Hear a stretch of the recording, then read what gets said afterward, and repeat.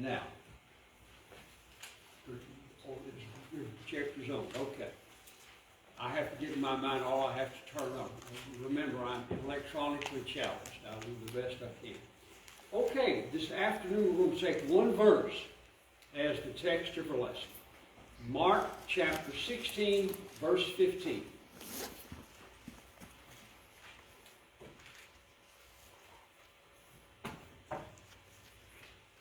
It's not one to turn.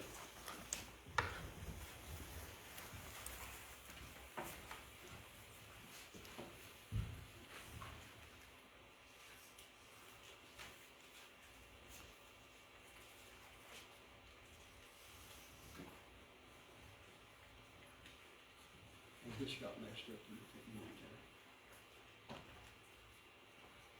Sorry, folks. I told you I was electronically challenged. Thank you. I told you I was electronically challenged. Mark chapter 16, verse 15. My Bible's over there. We'll get everything together here. We'll have a sermon eventually.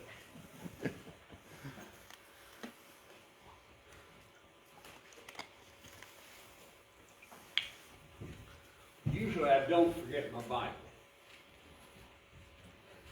I have a story on that, but not now. We don't have time for it.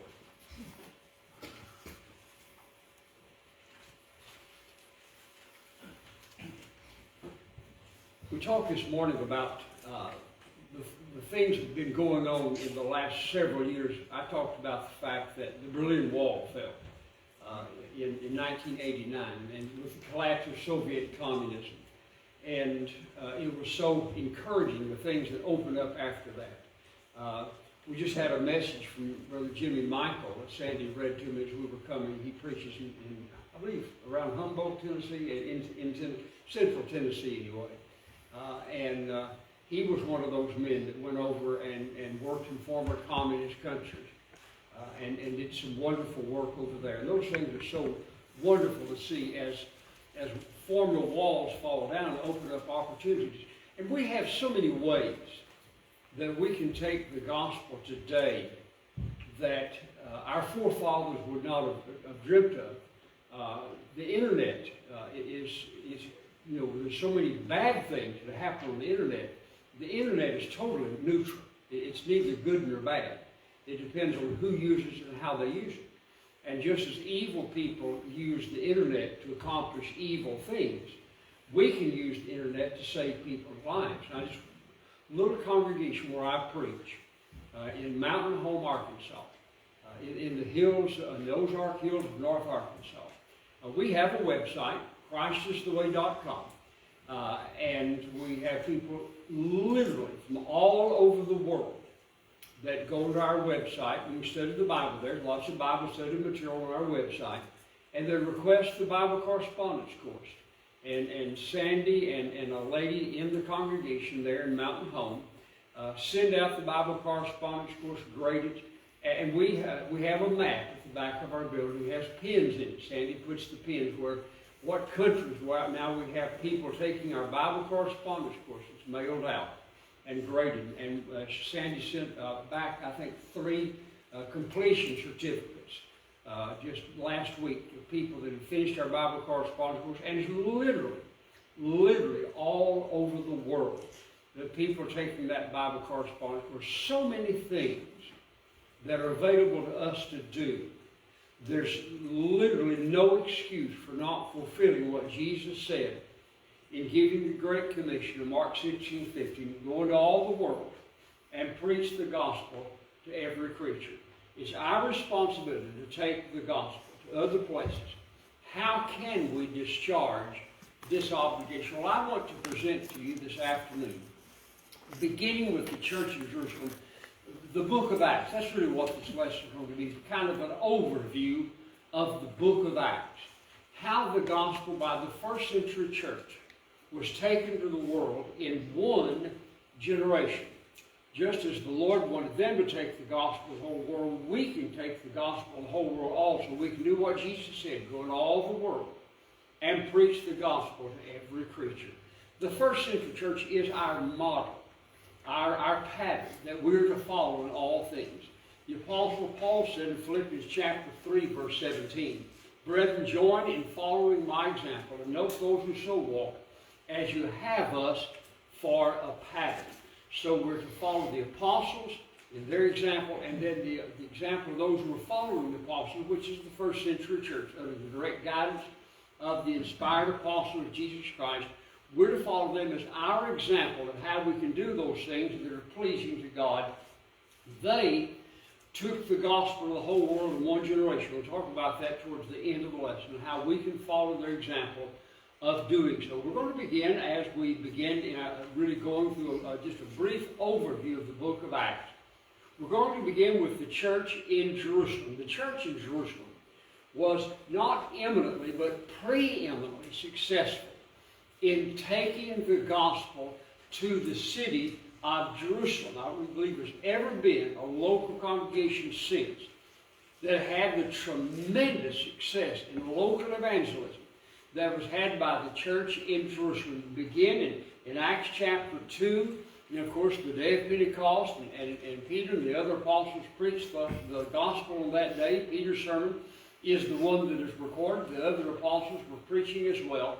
And in Acts chapter 2, verse 41, it says, "Then those who gladly received his word were baptized, and that day," notice, that day, about 3,000 souls were added to them. Can you imagine 3,000 people in one place in one day being baptized into Christ? Quick story.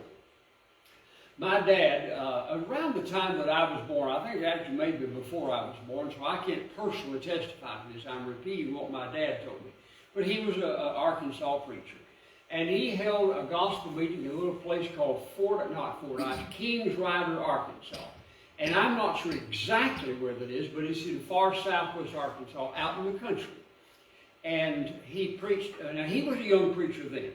He preached about 10 nights, he didn't preach 10 nights, and he said that 110 baptisms in 10 nights of his preaching. Now he was just a kid preacher at the time, but had 110 baptisms in 10 nights of preaching. And he told me later on, he said he felt like Pentecost was happening all over again. Not even close, was it? 110 people in 10 nights, that's wonderful. But 3,000 people in one day, that's incredible. But that's what happened the first time the gospel was preached, that in the city of Jerusalem. But when you read through, as the inspired writer tells us about what was going on in the city of Jerusalem until Acts chapter 8. Acts chapter 8 brings it all to a close for us. There's spectacular growth. We'll talk more about that in a minute, or shortly. But until that time, they were going through a serious thing. That they had some opposition from the Jewish leaders, but they kept on reaching the lost. And they had more opposition, they kept on reaching the lost. Then they had internal problems, they kept on reaching the lost. So finally, it resulted in extreme persecution that scattered the church abroad. But just follow through in the early part of the book of Acts and look what the disciples were accomplishing as far as reaching the lost right there where they were. And you think about you as the Church of Christ in Albany, Illinois, compare that. Now, we could do this in Mountain Home where I live. Compare that to what was going on in Jerusalem. Now, there was 3,000 in one day. But then we read at the end of that chapter, Acts chapter 2, verse 47, praising God and having favor with all the people, and the Lord was adding to them daily those who were being saved. So on a daily basis, people being baptized into Christ. 3,000 the first time, then on a daily basis, more people being added to the Lord. There was a little bit of opposition in Acts chapter 4, but we read then in Acts chapter 4, verse 4, however, many of those who heard the word believed, and the number of the men, now this is the maidens, the number of the men came to be about 5,000. That's incredible, isn't it? Just in that one city, one congregation, 5,000 male members of that one congregation. And that's in a very brief time. Well, we've gone with some more opposition in the latter part of Acts 4 and the early part of Acts chapter 5.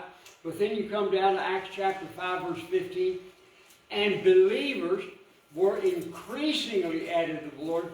Multitudes of both men and women. You kind of get the idea. Now, Luke, of course, later on, now he wrote by inspiration, but he acted as an historian. He researched what he wrote. And so I get the idea of the brethren lost count. And so Luke just records what they knew, that multitudes were increasingly added to the Lord. So this has become a huge congregation of God's people there in the city of Jerusalem. Until you come to Acts chapter 6. And in Acts chapter 6, and again, the leaders of the Jews had opposed them, and they prayed to the Lord that they would have the boldness to keep on preaching, and they did, and they went through some trouble in the congregation.